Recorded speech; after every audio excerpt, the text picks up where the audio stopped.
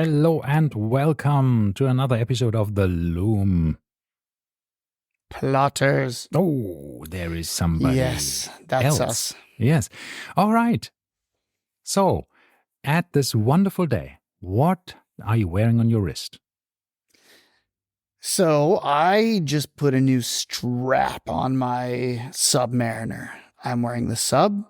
I put it on a James Bond gray and black striped NATO.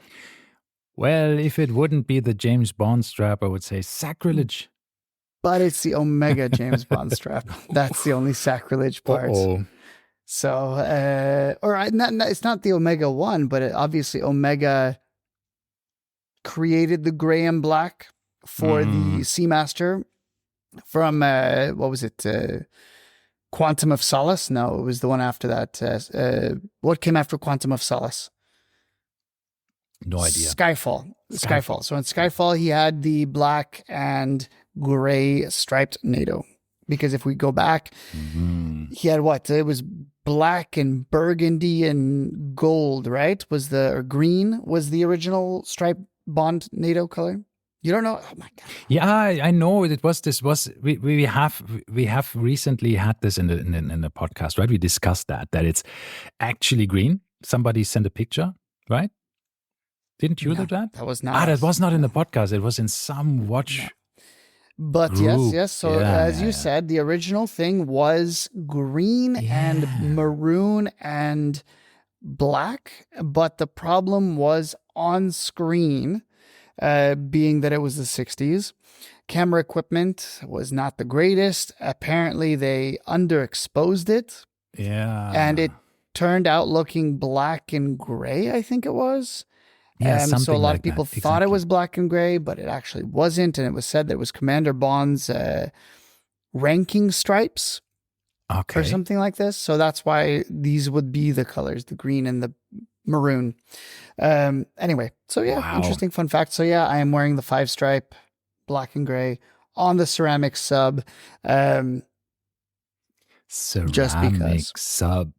Poof. Yeah, I can show you some ceramic here. Dang. Oh, the full ceramic. Yeah, that's kind of fun. So we're both wearing dive watches. Interesting. That is correct. But you didn't say what you're wearing. So yeah, it is a Blancpain 50 fathoms bathyscarf, blue with a ceramic case and the blue and a ceramic bezel, sailcloth strap on it. I didn't wear it in a long time, and it's great to have it back on my wrist. So really enjoying it. Yes, it is a very good looking watch. Yeah, sometimes you just don't really appreciate it, and then you put it back on and think like, wow, why didn't I actually wear this watch in such a long time and just fall in love again? That's really cool, really cool. Yeah, correct. Yeah, so. Speaking of dive watches, we're talking about nothing related to dive watches at all. I have a segue. So recently I went to the Mall of the Emirates with my wife. We had a look at some of the Rivoli things in the display, right? So we went in and we had a look at different watches and we saw Blancpain. Right? I saw my watch that I have. I saw some other Blancpain bathyscarf, and my wife saw a white 38 millimeter. I think it was 38 millimeter. Blancpain bathyscarf, white with a white strap. Right? Okay, white ceramic. And no, not white ceramic. I think the case was silver or steel. Not 100% sure. I think it was a steel case. Anyhow, so in white, and and she said, I like that watch. I was like, oh, that's good, right? It matches my Blancpain that I have, right? So we can have a bit of a, his and hers. And she was very excited about it. She said, like, this is a really cool watch. And if I really think that's cool. And I think they have also some with a bit of gold on it and stuff. I mean, obviously you can always go with a bit more bling in these kind of watches, but she was extremely excited about that watch. And unfortunately, they didn't offer us too many discounts. It was Eid at the time, so there was some discounts to be had. Especially if you buy more than one watch. They said if you buy a bit more. Because, those people that are buying multiple Blancpains at once. No, they can actually buy different brands as well. So they said you can mix and match, buy a Breguet and a Blancpain, no problem. Buy a Glasuite Original and so on. It will fit right into my budget. Anyhow, so this watch was, I think, after discounts about 39,000. So it was still a bit on the expensive side. So we decided not to buy it. It's not a casual, oh yeah, let's just pick it up, right? Yeah, I think that's not what that is. Yeah. Okay. In the same vein, there are a few things that my wife has been looking at as well. And essentially, now we can reveal the grand reveal. The episode today will be about women's watches. Neither of us are women, in case you are wondering. But we do have wives, women in our lives, who we have converted into watch people, right? To some point. We can say that, yeah. Mine has refused to be on the podcast. I asked nicely, and then I shouted a little bit. But nonetheless, in that vein, we're still going to try and have a nice discussion about women's watches. So the hopes of this episode is that either someone who is a woman might get some ideas about what watches she might like, or perhaps somebody listening might find their significant other something nice based on our recommendations. Absolutely. I think there's absolutely a topic to be had about this. We can speak about it. We have sisters, we have wives, let's mention we this. have mothers. We've wanted to do this episode since the beginning. And we always said we're going to have a woman with us for this episode. And we've tried and failed. But maybe in the future, if somebody volunteers and comes forward and wants to be on the show. But nonetheless, we're still going to get into this topic because I think it's such a good topic. And I am a huge proponent of certain women's watches. Yeah. I think they're so cool. And therefore, I think, I think there's definitely, I do know my way around women's watches nowadays. I remember 5-10 years ago, I knew nothing. I assumed women's watches were just, something with diamonds on it. Yeah. But it's an entirely different dynamic. I think we have to simply say there's what watch manufacturers think is a women's watch, and then what women think is a women's watch, right? And then there are women's watches that men actually like. Because right? So totally. Because I think what I've seen with, for example, with my wife is that we see certain men's watches of vintage character are now completely in the swim lane of women, right? My wife had a Blancpain perpetual calendar, which was a man's watch, 35 millimeters. And she wore that because it's a cool size for her.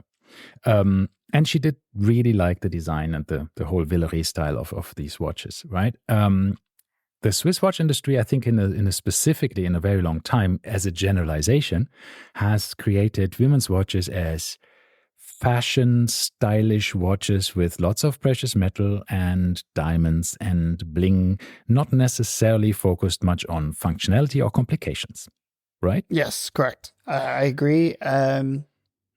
And now I think we are shifting into a world where a lot of watches are becoming unisex, right? Totally. And we I saw think it's this just the with size, yeah. But no, the sizes themselves also becoming unisex because we know this from the new Daytonas they just launched, right? I mean, I'm assuming it's not a man buying the leopard-looking mother of pearl Daytonas with the diamond set bezels, right? Well, so there are a few watches that are still men's sizes, so to speak, or now they're considering them unisex sizes. Yeah. But anyway, okay. let's go into this. We can Do say you want that to give Rolex has given up. Rolex has given up, and the Daytona is not anymore a men's watch. It's now a women's watch. Yeah, 100%. No. What I'm saying is, absolutely, I know a lot of women who wear a Daytona, which is surprising. I know yes, it is. nearly more women wearing Daytonas than men, which is in itself already quite strange. But and the funny thing is, how many women do you know wearing a Speedmaster? Yeah, zero. Absolutely zero. Zero. That's 100%. Why? Who knows? See, this is also one of the weird things. If I know a few women wearing Omega watches, but it's never the Speedmaster. Given from all of this publicity and all of the advertisement, I personally see from Omega with all of their female ambassadors, from Cindy Crawford to who knows what, right? So many of them, and you see the advertisement a lot.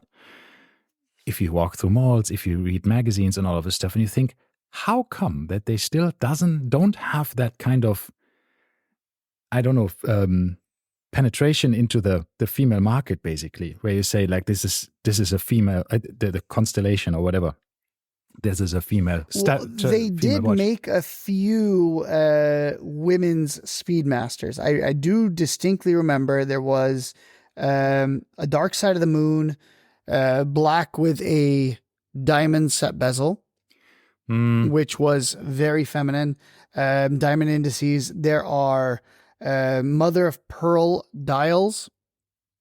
Yeah, with diamonds. Sure, all of them with diamonds. Yeah, sure. There are. So they did make a few, and this is the one that always comes to my mind is this one. Yeah, it was like the mother of pearl with the white alligator strap. And this was the Speedy Reduced, of course. Sure. But anyway, point of the story is I agree on 100%. Omega is one of the quintessential makers of women's watches, in my opinion, because, as you said, of that Constellation line, and I would argue 90% of the ambassadors that are women are wearing constellations of some sort. Yeah, and I think with Cindy Crawford, the whole Constellation Manhattan series back in the 80s, and they still obviously look very, very similar to what they used to look like. I think they're fantastic watches. They come in very, very nice small sizes. They used to have a 24 mm. Now it's a 25 mm. They went up 1 millimeter. But these, once again, with this integrated bracelet, it wears like a bracelet. Right. And I think this is one of the things that I love about women's watches that men really don't get, is to have a watch that is essentially just a bracelet with a tiny watch built into it. And I think that's super cool. I mean, you could do it, but at the end of the day, I don't think a man could pull it off as well as a woman, right? I just sent you a small link because I opened the Omega website just now while we are talking, and you're absolutely right. The watch can be like a bracelet. I see sometimes women just wearing a watch, time's not set, date is not set, they don't care. It's not for checking the time. That's why you get them quartz watches. However, this is not the case with all women. I have to always say, like, we have women in our sphere, right? We know that love their complications, that always want to have the watches set. They might sometimes go to their husbands to set them. I don't know about this, Jen. No, I just, once again, speaking of my wife, I specifically get her quartz watches because she will not set anything. She has her Oyster Perpetual constantly on the wrong time, and it will literally, she'll bring it to me and she set the watch. She doesn't, I don't even think if I told her to set the watch, could she? And of course the screw down crown is already a hurdle for her, right? So I also don't want her to break it in any way. And I've always emphasized the severity of having it unscrewed while going in the water. So this is probably why she doesn't set it herself and she wants me to do it. But nonetheless, this is a very strange thing to me, is that I personally wouldn't, I mean, I would wear some quartz watches, But I do see the benefit. If somebody does not want to it's kind of, a set it and forget it moment. You just have your quartz watches. It's always ticking. You put it on, you're good to go. Yeah, I think I have mellowed so much about quartz watches because there are so many amazing quartz watches. Grand Seiko Citizen with a Chronomaster line and all of his stuff. They make such amazing quartz watches with such great movements that are even decorated and finished by a single watchmaker. I mean, these not just industrial swatch watches that are just churned out of a robot. But what I wanted to say is just quickly coming back to this in a bit. Just when we opened the Omega website, the first thing that I saw... I didn't get the link you sent. It's here on the Teams chat. Oh, there's a chat in the... Is the Icons Shine in Milan. So they have just launched a whole new set of 38mm Speedmasters for women. How did we manage to not know that and start an episode about women's watches? It's amazing because here's Rudolf Eschliman, right? The CEO with all of these female ambassadors and some other ambassadors. And once again, diamond set bezel Speedmasters. Yes. And exactly what I mentioned. Diamonds everywhere on the dial, mother of pearl, lovely gold. These are really cool. I think they are nice, and I think... And notice the date window. They borrowed the date window from the colorful Aquaterras. The round, ovular date window. Yeah. On the last couple watches? Well, the ovular, these oval windows, they had this already on the on these watches, no? I think these 38mm Speedmasters that they already had in the catalog. No, they were always square. Maybe on the date window, maybe. Can't tell you. But the oval date window, subdials, I assumed subdials were not the subdials. The oval date with the oval subdials they had, but the oval date window I thought was on the colorful Aquaterras first.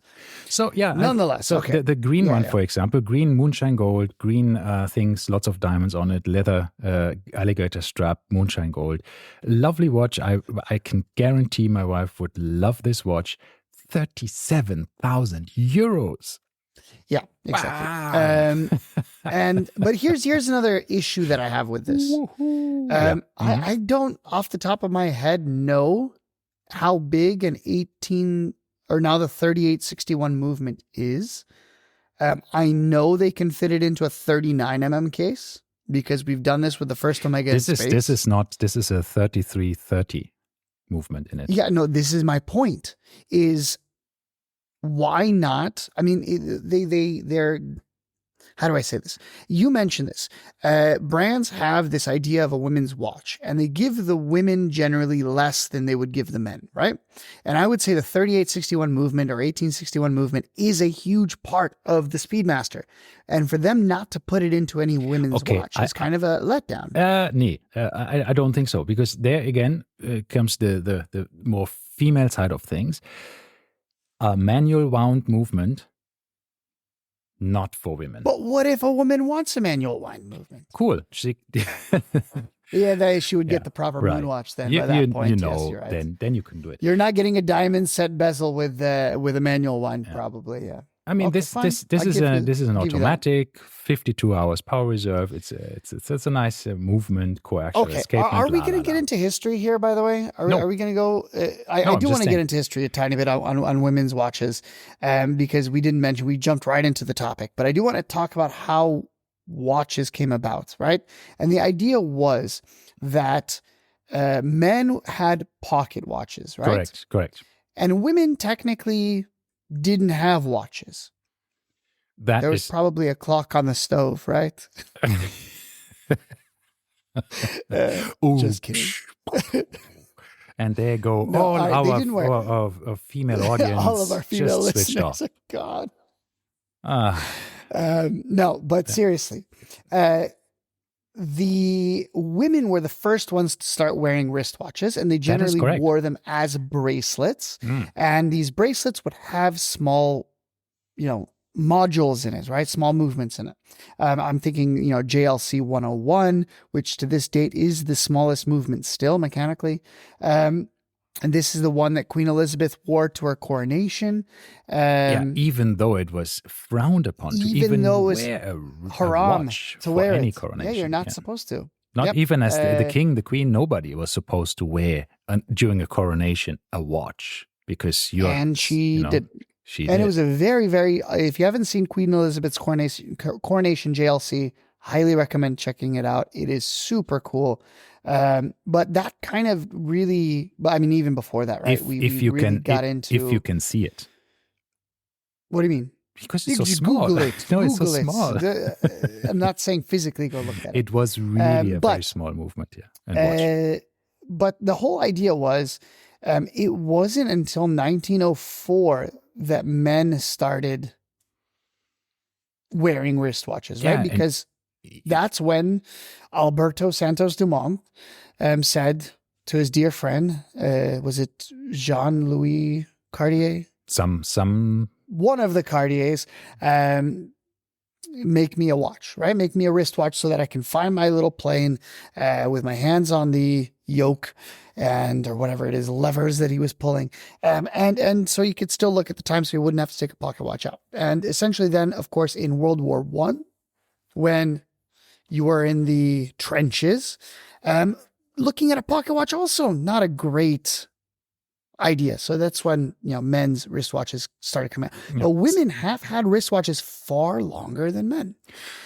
So technically, the men kind of stole this away, this fashion from the women.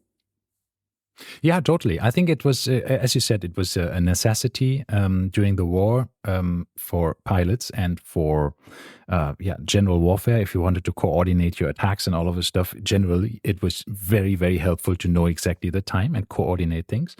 And in this way, you could do that without actually taking something out of your pockets, losing it, and having, just the pocket watches, which is also why women actually decided to put them on their wrist in the first place, because they have no waistcoat, right? So they needed a place to actually put the watch, and the wrist was totally fine for that.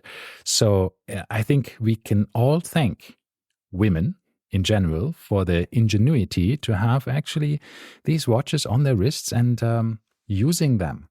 And then men thinking eventually, you know what, sometimes I don't feel like a waistcoat and then I have no place for my pocket watch. So, hey, maybe a wristwatch is a cool idea. And I can actually see the time when I am doing things like steering a plane or driving a car, driving a motorcycle, right? These kind of things. Yeah, which is super cool.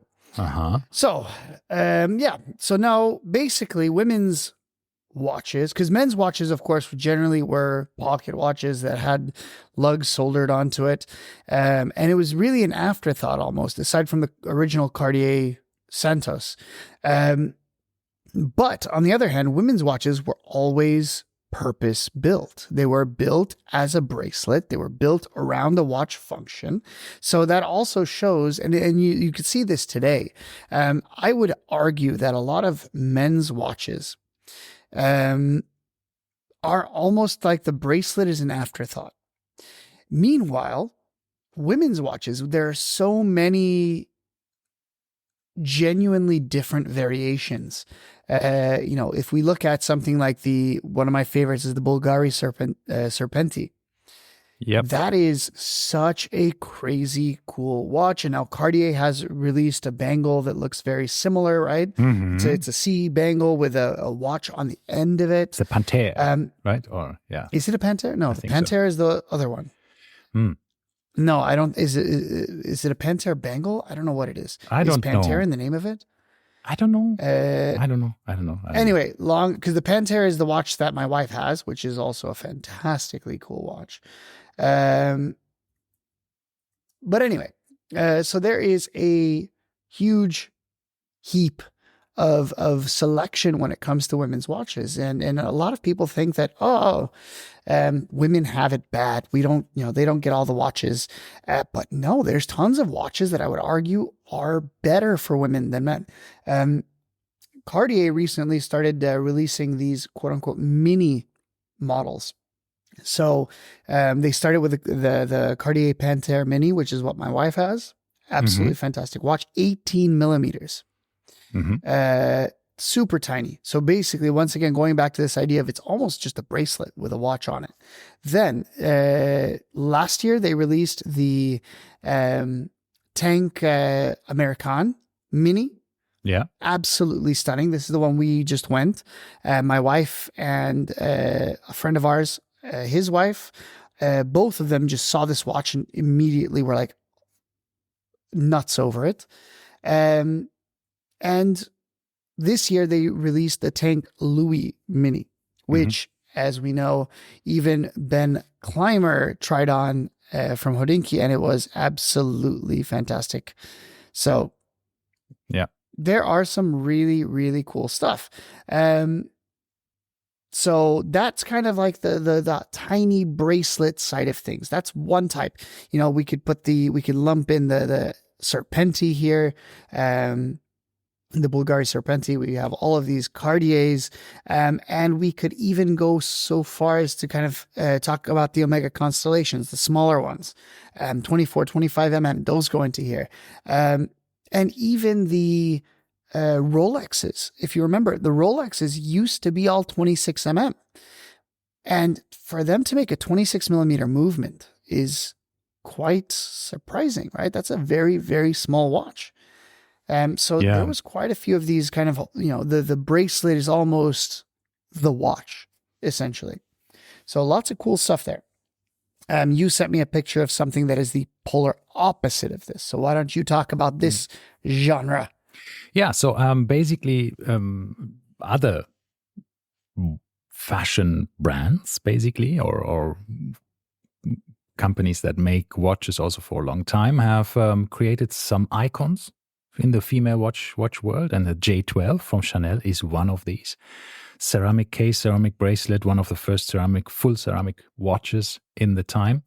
Initially, it came with the ETA movements. Then eventually they used Kinesi movements made for them in the Kinesi manufacturer. They have certain movements that are not used in any other Tudor or any other watch at the moment that Chanel uses exclusively.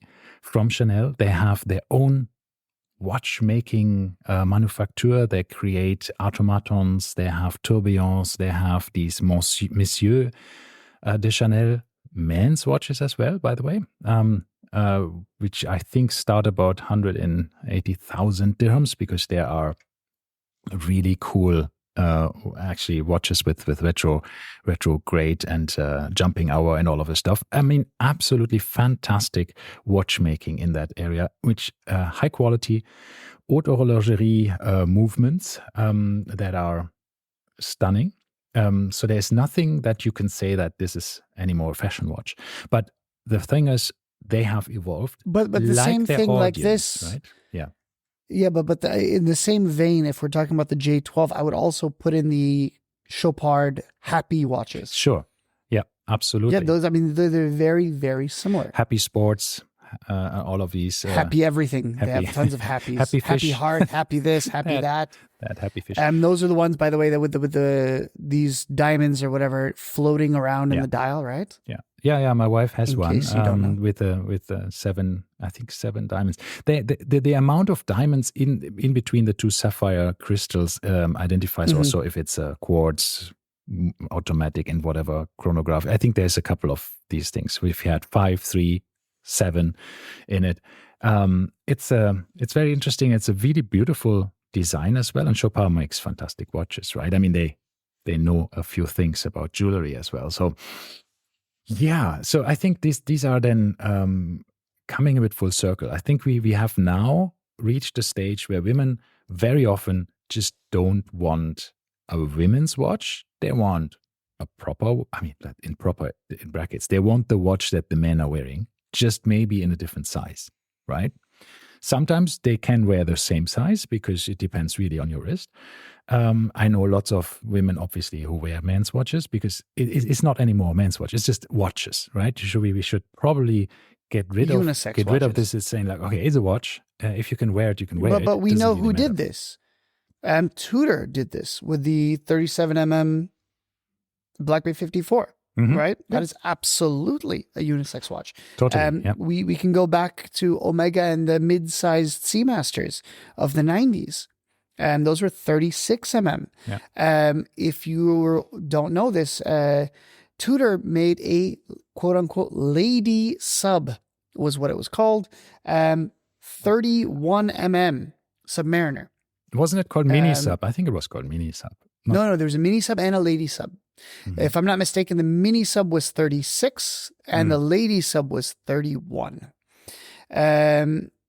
So they made, and those were basically a 1-to-1 replica of a Submariner shrunken down. And I think that is a super cool thing to do as well, is to not be biased based on wrist size. If some watch is too big for somebody, they should offer a smaller one. Yeah. Looking at you, Tudor FXD. That would be nice. So I think there's absolute benefit of actually having smaller cases just for who cares for whom, right? I mean, it could be smaller wristed men, it could be this is the thing which I think a lot of people always try and say like, oh, the men need bigger watches. No. There are women with big wrists, and there are men with smaller wrists, and it could be 2 meters tall and be a Arnold Schwarzenegger and still have small wrists, because wrist size has really nothing to do with your muscle mass or anything else. It's skeleton, right? So it's genetic. You can't do anything about it, right? Mm-hmm, and you can't grow your wrist size.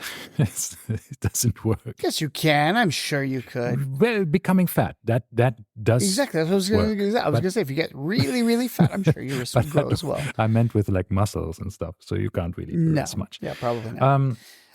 So I think this is where we're going. So when you look at these successes of women's watches, like the J12 for women from Chanel, which also created bigger watches, not only for women but also for men, and some of them are really cool, the diver versions and stuff, which I would wear if I would find a good price for one.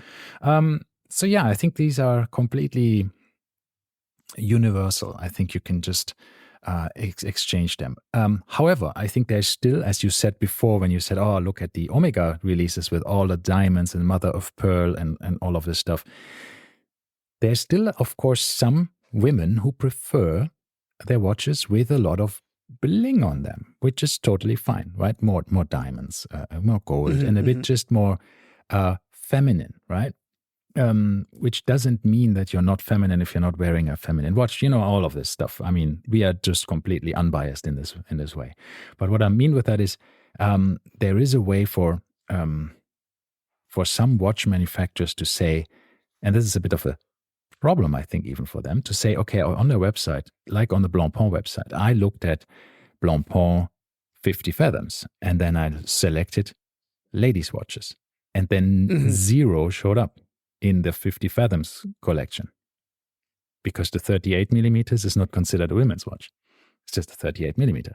However, they have a 38 millimeter Bathi scarf for Valentine's Day with a heart on it and some red accents, which is clearly not necessarily a watch for men, right? But is not classified as a ladies' watch. The ladies' watch, let's get into the opposite of this. What about the what I wanted to say is the problem to say, if you categorize things black and white, like man and lady, but you also have unisex, then you have a bit of a problem. You should have them in both categories, right?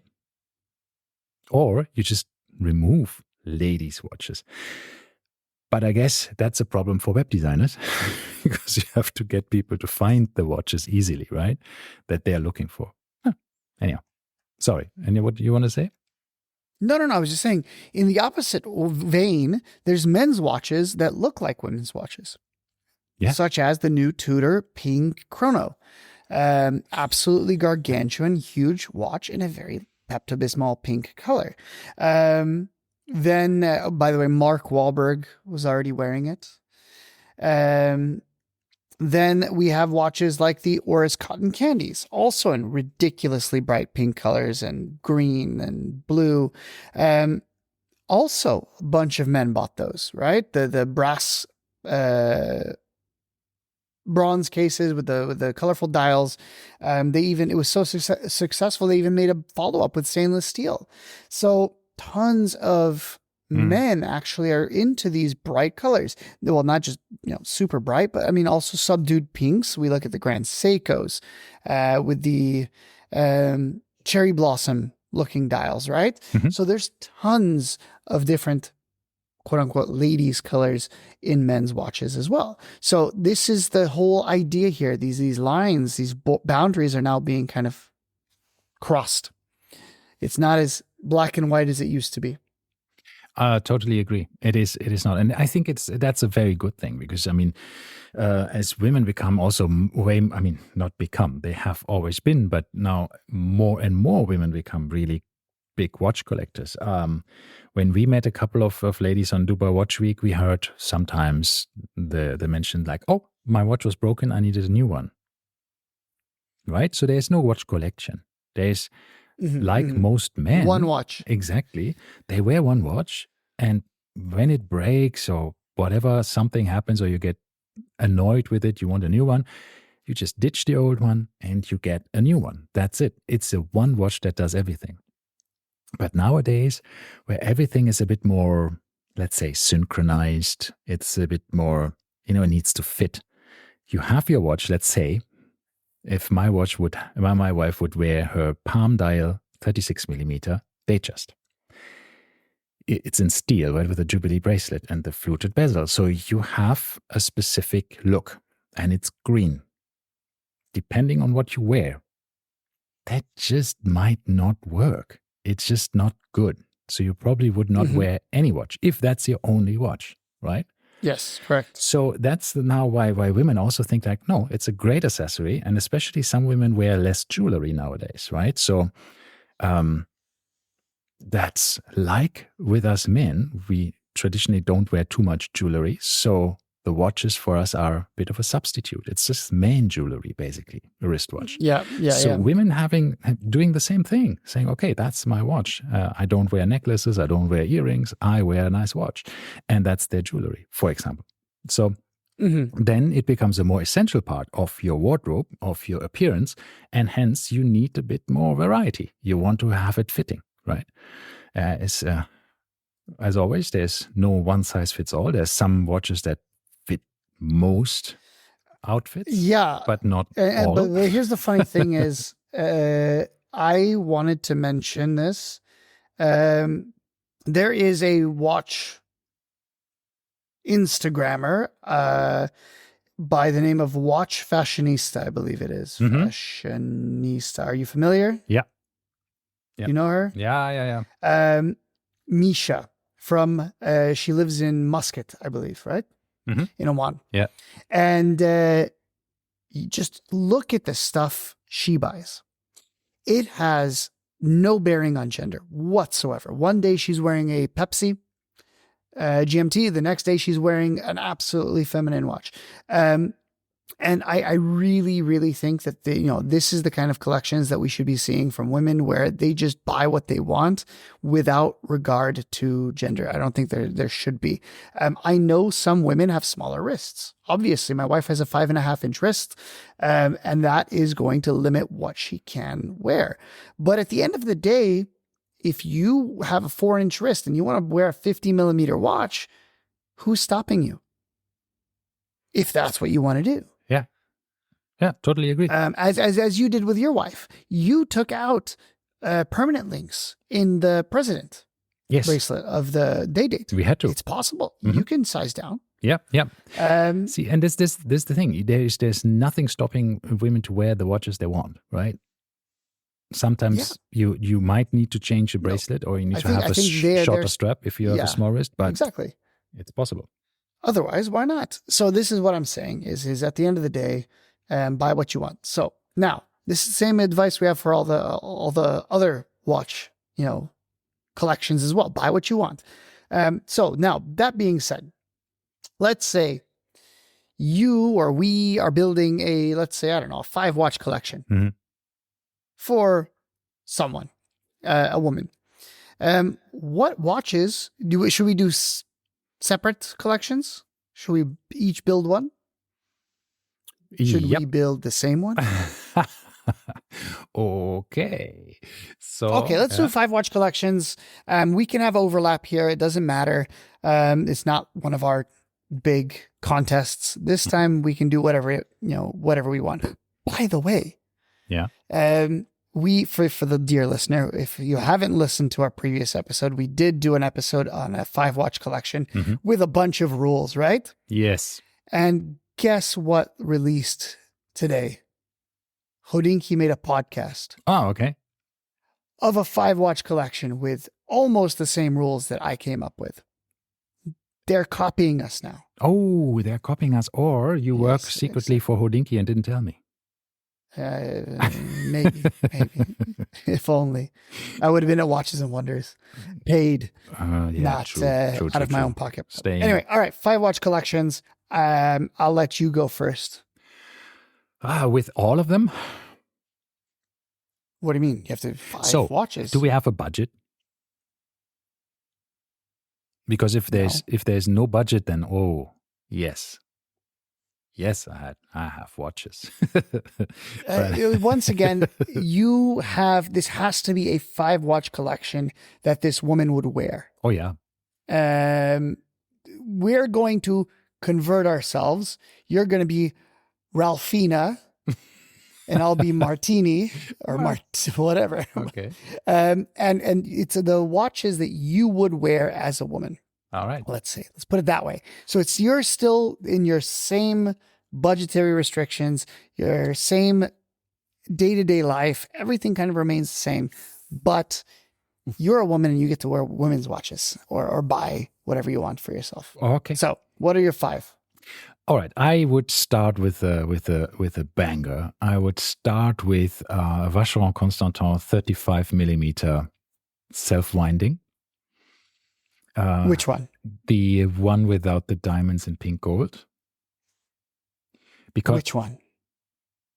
Well, there is only one. The Vacheron? There's only Vacheron Constantin overseas 35 millimeter. You didn't say overseas. Didn't I say that? You said Vacheron Constantin 35 mm. I thought overseas self-winding. I thought I said that.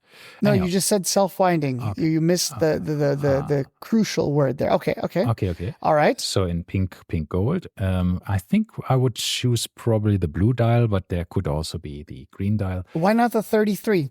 No. I'm looking at the pink dial 33 quartz. No. 33 too small, don't want. I like it with the pink strap.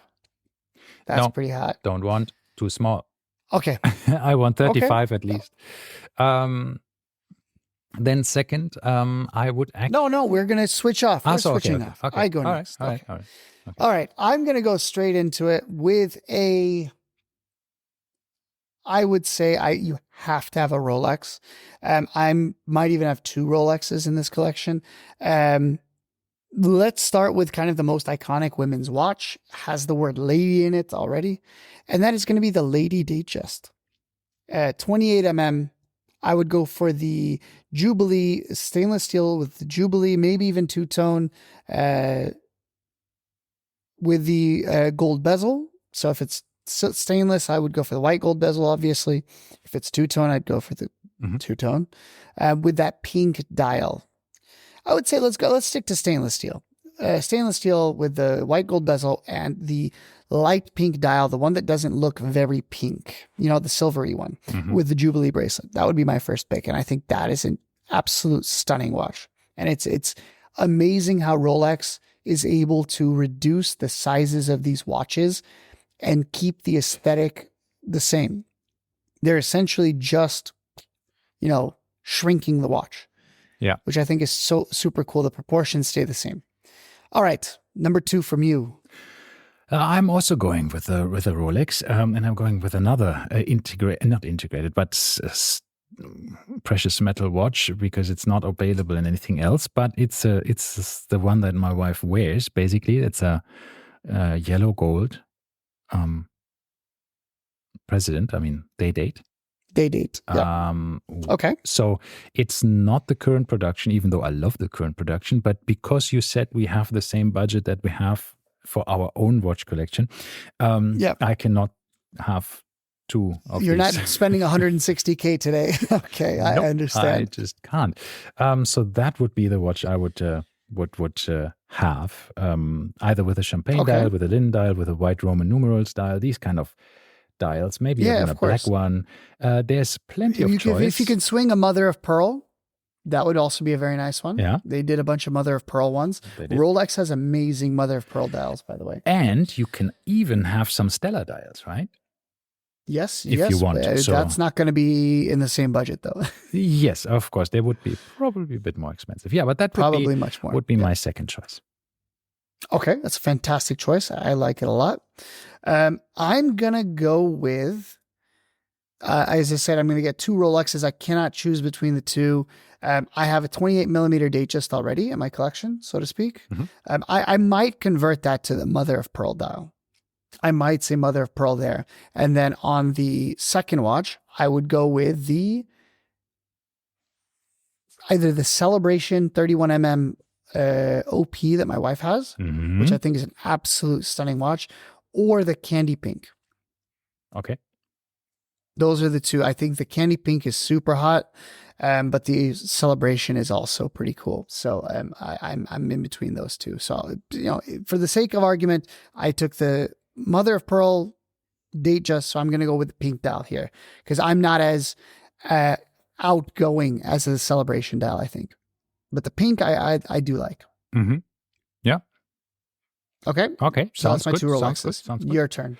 Okay, my next turn is a Breitling, and it's strangely enough, I sent you that link over here, is this one. I don't know why I like it, but I like it a lot. It's the Chronomat. The Victoria Beckham. We talked about this one already. I know we did. But this is, as a woman, I would go for these the steel version with the silver dial or the blue dial. I personally I love the gold version of it, but that's too much. I already have two gold watches in my collection, so that's enough. So that would be one of the everyday watches to wear, and it even has a little diamonds on it, and it's only $6,000. So nice. It's a very cool women's watch. It's lovely. I like it. Mm-hmm. I like it. Yeah. Okay. All right. So my next one mm-hmm. is going to be. I obviously have to get into Cartier. Okay. Ignore the dogs. No problem. If you hear them. There's too much in Cartier, unfortunately, for me to choose. But I'm going to start out with the Panthère. I think the Panthère is an icon for women. It's not available essentially for men. The bracelet on it is unbelievable. Just the way that mesh falls, like the 5, 6, 7 links, whatever it is. And I would go for the mini. My wife has this one. And ever since I saw it, I love these Cartier mini watches. So I would go for the Panthère Mini. Mm-hmm. Yeah, it's a very good choice. And just, by the way, plain stainless steel silver dial. Yeah. Or white dial, I think it is white. Something like that. It's too small to see the dial color. All right, your turn. I am going with something that is inspired by my wife's watch collection, though, by the way. It's a Jaeger-LeCoultre, and it's a Rendezvous. It's a very nice watch that is elegant, flies under the radar. Not many people know it, though. We recently went into a watch boutique from Montblanc, and the shop assistant said, "Hey, that's a nice JLC Rendezvous," to my wife. And I was like, It is a good looking watch. Yes, and he also looked at my watch and said, "Well, that's a very good looking Glashütte Pano Reserve." And I thought, wow, this guy really knows his stuff. That was amazing. Anyhow, so this does remind me of a Ballon Bleu. Yes, which is one of my next choices. Okay. I'll leave it to you. Or you want to? Okay, you can already say it. Yeah, I think that's your fifth one. Yep, you're done. I'm done. So the Ballon Bleu is your last one. But I do, it would either be the Ballon Bleu. I mean, Kate Middleton wears one. So, that is good. again, my wife has one, and in which I recommended to her with a pink dial, which is really, really nice. So yeah, I think that's a lovely watch. Also available in so many different sizes. So you can go up to 41 millimeters, or I think even 45. They had a really big one for, I don't know at which time they had that, but it was really huge. So yeah, that's the last one. That's it for you? Yeah. So I'm going to go, I got two left now, apparently. I have to go with one of the Bulgari Serpenti. I'm going to go with the triple loop, the triple tour, or whatever they call it. Probably go with precious metal on this one, but it would be a little bit outside the budget. I could swing two-tone. I've seen the stainless steel, also cool. So frankly, I wouldn't even really care. But the one that wraps around 3 times, I think it's super, super cool. And then for the last choice, I would probably go with going back to the Omega Constellation. Small one, 25 mm, two-tone yellow gold or pink gold with stainless, and with the mother of pearl dial and diamond indices, which is exactly what my wife had and sold. And I'm kind of sad that watch is gone. That was a very, very cool watch. Yeah. Now there are other watches, so I think we can both list some honorable mentions. Yeah. Okay. Because I was bonus round. For bonus, I would really consider the JLC Reverso. There are small sizes as well, and I think they're absolutely awesome. There is quartz versions, but there's also a mechanical version, a manual wind mechanical version, which I think is absolutely stunning. That has to be mentioned. What about you? Yeah, I have 2 honorable mentions, which are perfect everyday watches, and we sometimes forget of how many women's watches or attractive women watches are produced by Tag Heuer. My wife has 2. Okay. Very cool Aqua Racer, two-tone, mother of pearl dial with diamonds. They did a lot of cool Aqua Racers. Yeah. Perfect everyday watch. Super cool. Has a very nice presence, but can be worn every day. Then, of course, I have to mention again the Chanel J12, because it's just a perfect everyday watch. You can wear it with every other thing that you might want to wear, bangles and straps and things. It will never scratch because it's ceramic. So you're safe. Also, very, very cool watch that can be worn every day thanks to its appearance of either black or white. Yep. So it's really cool. But the Tag Heuer as well, there's fantastic watches for women there that are sometimes surprising that we don't actually have them in on top of mind, right? So yeah, we not just for women, we forget about it for men as well. Let's be real, we forget about Tag Heuer all the time. Yeah, but you know that I looked at the website, and if you select women's watches, right, they have all the watches in there. Some of them also bigger size, right? They have the new Skipper in gold for 21,000 euros on it. They even have the Tag Heuer Monaco split seconds, the Rattrapante chronograph in titanium for women. So now think about that. That is 135,000 euros. That's a 500,000 dirham watch. And its size is, let me see. It's massive. The size is massive. 15 millimeters thick, and they don't even say how big it is. That's insane. They just say luck distance 22, because it's home. It's really, really big, right? And it doesn't not even on precious metal. It's just titanium, but it's that's even listed as a women's watch. So do you see even these big manufacturers just have everything is up for everybody nowadays. But generally, Tag Heuer makes fantastic watches. They also have these new pink dial watches there of 36 millimeters, lovely Carrera two tones. There's lots of choice there. Really nice watches, very good quality. I like it. So women, have a look. Sporty. I mean, a lot of women like the sportier look, but in a smaller size. And that is basically exactly what a Submariner or Aqua Racer in small looks like. It's perfect. It's the one thing that Rolex doesn't do, the one thing that Omega doesn't do. A small Seamaster, they don't. So there you go. Tag Heuer does it. Other one that I want to mention. Okay. That I forgot about is Cartier made not just a Ballon Bleu, but they also made a Ballon Blanc. Yes. And the Ballon Blanc had a diamond for the cabochon.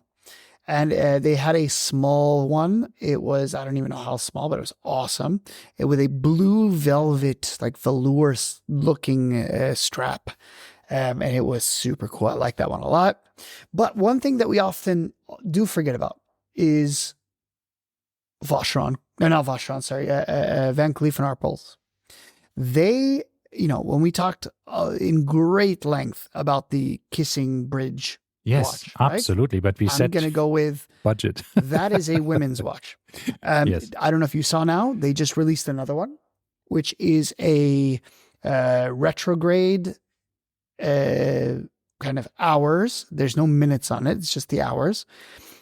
I will send you a picture of it. Basically it is, I believe it's birds, or is it bees or something flying around flowers.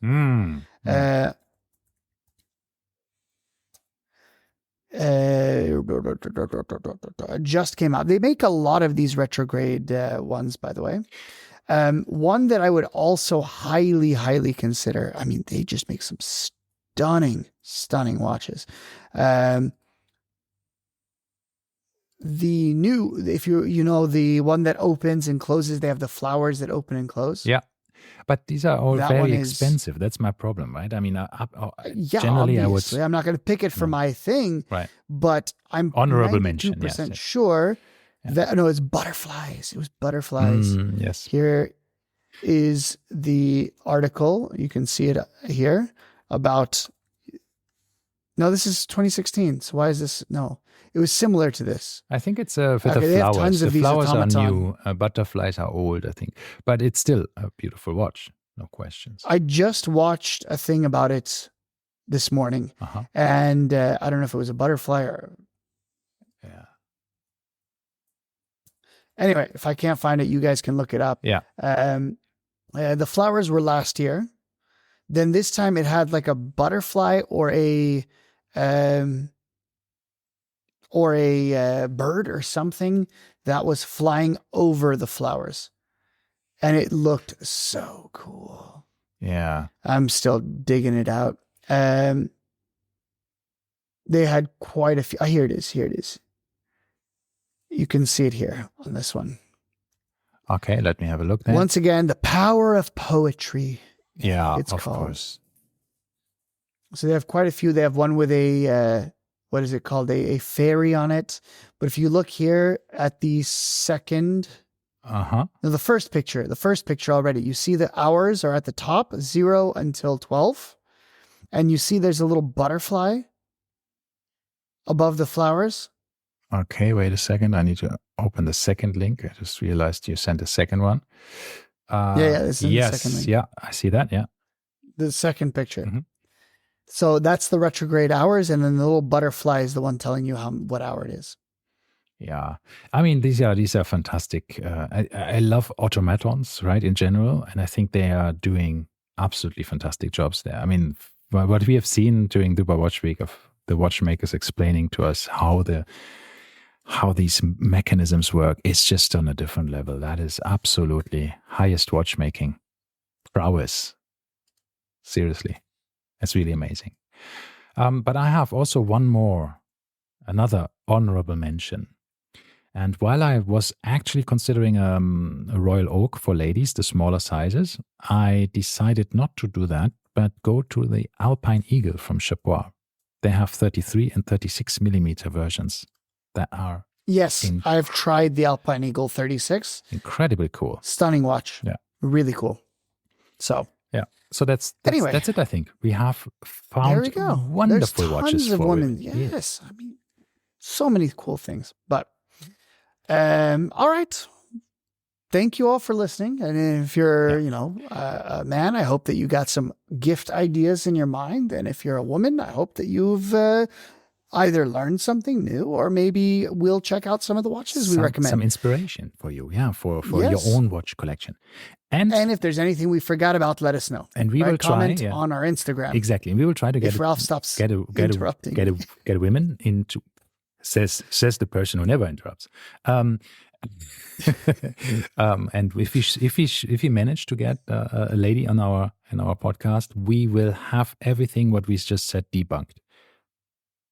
Yes. They'll tell us why all of our choices are wrong. But exactly. Feel free to let us know in the comments on Instagram about why we're wrong about everything. So, exactly. All right. Bye. Thanks for listening.